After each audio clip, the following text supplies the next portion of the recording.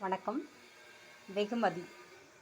நம்ம வாழ்க்கையில் நட்புங்கிற ஒரு வெகுமதி கிடைக்குதுன்னு வச்சுங்களேன். அது ஆணா பெண்ணா அப்படிங்கிறது முக்கியம் இல்லைங்க.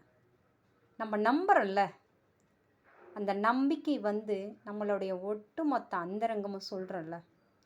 நான் என்ன நிலையில் இருக்கிறேன், என்ன மாதிரி இருக்கிறேன் அப்படிங்கிறத ஒன்று சொல்கிறோம்ல. நம்ம வாழ்க்கையில் ஒரு அந்தஸ்து பார்த்து தான் எல்லா உறவுகளும் பழகும். உறவும் சரி, உறவுகளும் சரி, நட்பும் சரி.